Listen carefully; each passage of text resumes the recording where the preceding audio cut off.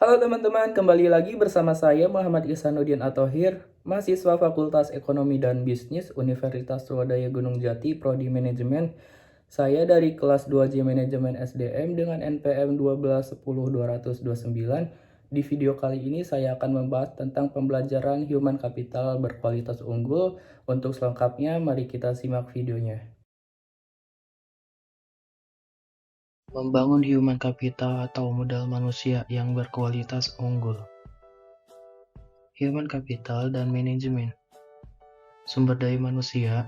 Sejarah peradaban manusia membuktikan bahwa manusia mampu menciptakan jauh lebih banyak informasi dari yang diserap oleh manusia itu sendiri, dan dapat mempercepat perubahan jauh lebih cepat dari manusia yang mengikutinya. Manusia seperti ini adalah manusia yang memiliki keterampilan, kompetensi, dan pengetahuan yang diperolehnya melalui pengalaman belajar. Sumber daya manusia unggul. Jika suatu bangsa ingin maju dan sejahtera, maka bangsa itu memprioritaskan investasi pembangunan sumber daya manusia untuk mencapai tingkat nilai yang tinggi dan tersedia sumber daya manusia yang unggul.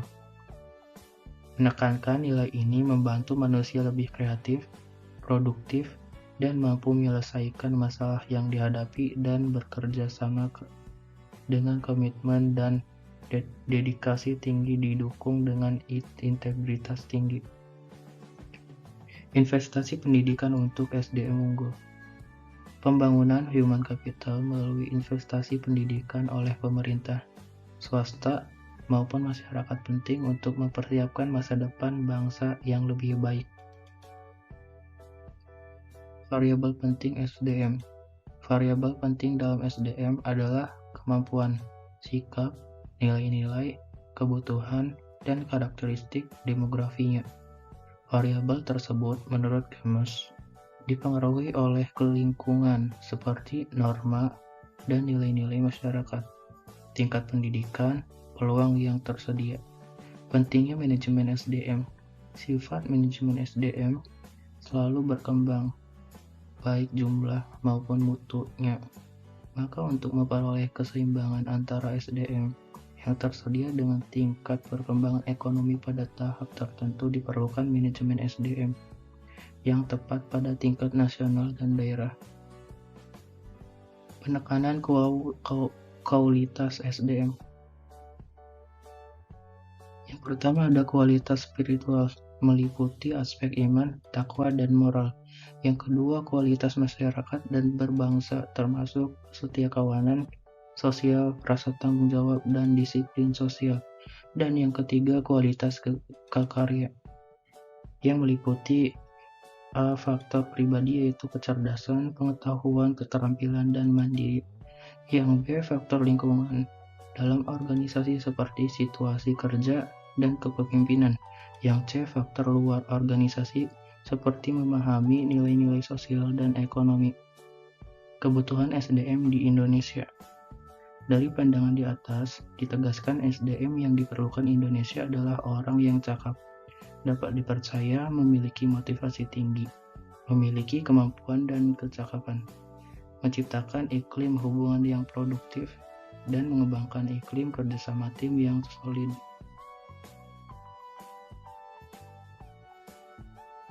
Hubungan human capital dan manajemen SDM. Secara harfiah, pengertian modal manusia adalah pengetahuan, keahlian, kemampuan, dan keterampilan yang menjadikan manusia sebagai modal atau aset suatu bangsa. Human capital manajemen oleh Camus dikenal juga sebagai manajemen talenta, yaitu suatu SDM yang terkait dengan proses pengembangan SDM dan memperkuat kedudukannya dalam suatu negara, memelihara dan mengembangkan SDM, dan menarik sebanyak mungkin SDM yang memiliki kompetensi, komitmen, dan karakter agar organisasi menjadi lebih kualitas. Dalam menyikapi SDM yang berkualitas, manajer dalam seluruh hierarki organisasi bertindak sebagai perencana, pengorganisasi, pengarah, pemotivasi, dan pengendali. Pada dasarnya, organisasi memiliki ketergantungan dengan SDM yang ada dalam organisasi untuk menggerakkan organisasi, menegakkan persaingan, dan mencapai tujuan melalui proses dan mekanisme manajemen yang benar.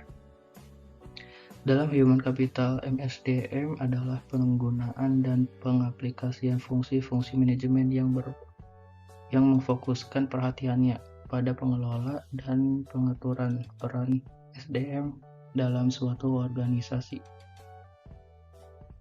Human Capital dan investasi pembangunan SDM. Yang pertama ada standar kualitas. Kualitas produktivitas memenuhi standar apabila SDM mendapatkan pengalaman belajar dan latihan yang cukup untuk menguasai ilmu pengetahuan dan keterampilan sesuai bidang permintaannya. Yang kedua, investasi SDM. Investasi dalam bentuk menyediakan fasilitas pendidikan, menyediakan tenaga pendidikan, dan pendidikan yang berkualitas akan menjamin SDM yang unggul, handal, dan berkarakter. Yang ketiga ada konsep human capital atau modal manusia.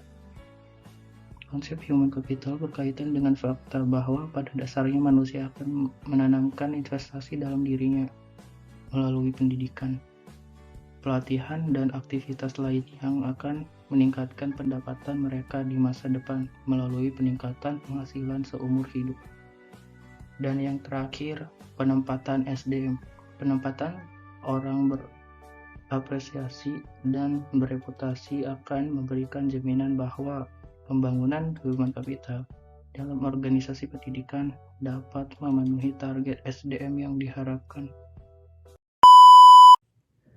Baik teman-teman, mungkin itu saja materi yang dapat saya sampaikan. Sampai ketemu di materi berikutnya.